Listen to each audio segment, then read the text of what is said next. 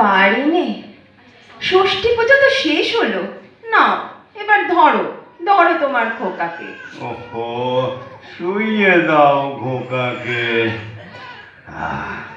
ইস, কি চমৎকার দেখাচ্ছে তোমাকে শুকু। যেন উঠবসি স্নান করে একেবারে সমুদ্র থেকে উঠে এলেন। তোমার পায়ে পড়ি, এবার আমাকে রেয়াই দাও। 7 বছর তোমার ঘরে এসেছি, তার মধ্যে 6টি সন্তান প্রসব করেছি। 5টি গেছে, এই একটি এখনো বেঁচে। এই বলে দিলুম, আবার যদি পোয়াতি হই তা আমিও মরবো, এই খোকাও মরবে। ও মালাই ষাট, মরবে কেন, মরবে কেন? আরে মাত্র 24 বছর বয়স তোমার, আরে এখনই মরবো বললে চলবে? এই দেখো, এই দেখো, আমি 54 তো কেমন ফিট রয়েছি বলো। হ্যাঁ, আর ওই আমার বড় গিন্নি, আরে তোমার সতীন গো, কাত্তায়নি, তারও তো নিতান্ত কম বয়স হলো না। 3 ছেলে আর 2 মেয়ে আমার সে পক্ষে, জানোই তো। তা কর্তব্য তো সবই করেছি, 2 মেয়ের বিয়ে দিয়েছি। হ্যাঁ বলো।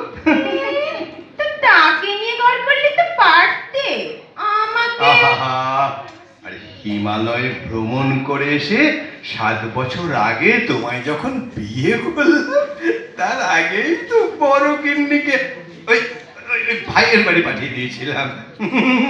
বাবা, আমি গোকুল চন্দ্র গোস্বামী, শেওড়া গাছির সাব রেজিস্ট্রার। কেউ আঙুল তুলে দেখাক দেখি আমার দিকে, মাসে মাসে তাকে ঠিক মাসোহারা পাঠিয়ে দিলাম। হ্যাঁ, বুঝি নে, দিদির বয়স হয়ে গেছিল কি না, তাই তাকে বাপের বাড়ি পাঠিয়ে। কিন্তু আমি আর বিয়েতে পারবো না বলে দিলুম, আমার শরীর ভেঙে গেছে। ও কথা বললে চলবে কেন?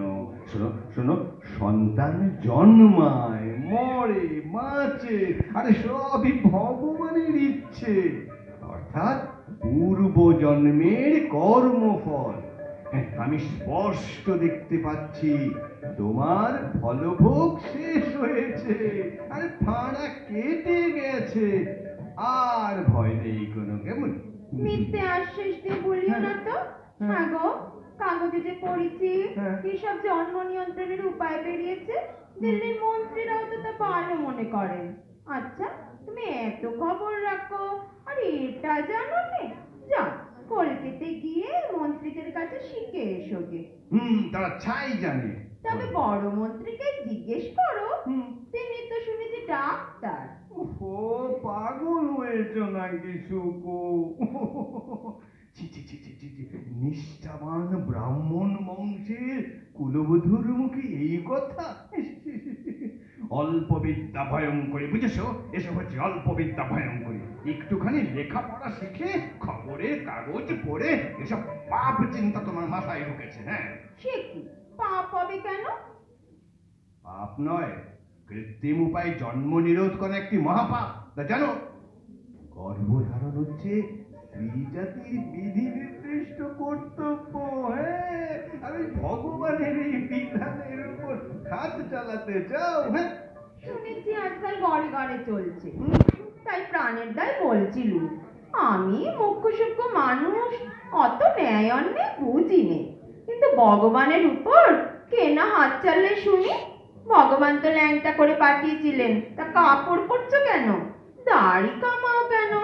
বলে দাঁতই বা বাঁধিয়েছো কেন? ও রাধা মাধব, রাধা মাধব, রাধা মাধব, আরে এসব কথা মুখে ওহেনো না শুকু, জিভ খসে যাবে। হ্যাঁ, দিল্লির মন্ত্রীদের তো খসে না। খসবে খসবে, পাপের মাত্রা পূর্ণ হলেই খসবে। আরে শাস্ত্রে যে ব্যবস্থা আছে তার বাইরে গেলেই মহাপাপ। এই যে জেনে রেখো যে ভাগ্যের হাত থেকে কারো নিস্তার নেই। তোমার সন্তান ভাগ্য একটু খারাপ ছিল, তাই এতদিন দুঃখ পেয়েছো। ভাগ্য পাল্টালে তুমি সুখী হবে গো। যা বিধিলিপি তা তো মাথা পেতে নিতে হয়। শোনো, এসব বড় গূঢ় কথা, একদিন না আমি তোমাকে সব বুঝিয়ে দেবো। হ্যাঁ,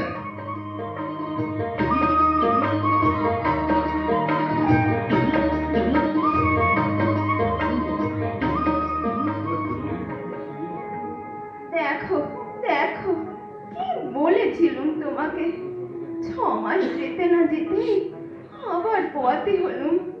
ডাক্তার তো বলছে সঙ্গে আবার অ্যানিমিয়া না আরো কি সব আছে। হ্যাঁ গো, আমি বাঁচবো তো? ওহো, ও শুকু, তুমি ওসব নিয়ে কিচ্ছু ভেবো না তো শুকু। আরে ডাক্তারের যত কথা, বলে কি না কলকাতায় নিয়ে গিয়ে চিকিৎসা করা। আরে জ্যোতিষ শাস্ত্রী মশাইয়ের মাদুলিটি ধারণ করে থাকো, আর ওই ওই ওই যে বিদু ডাক্তারের গ্লোবিউল সেটা খেয়ে যাও, আরে একেবারে 2 দিনে ছেড়ে উঠবে গো। হ্যাঁ, আমি এতেই ভালো হবো তো? হ্যাঁ, তাহলে তো কি। আর শোনো, শোনো না, অনেক কাল বাইরে যায়নি, আর শরীরটা বড় একেবারে বেজুত হয়ে পড়েছে।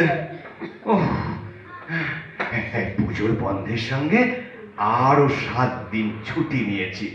মুক্তার নরেশ বাবুরা দল বেঁধে রামেশ্বর পর্যন্ত যাচ্ছেন, আমিও তাদের সঙ্গে ঘুরে আসবো। হ্যাঁ, হ্যাঁ। বলো কি, আমি এই অবস্থায় একলা থাকবো?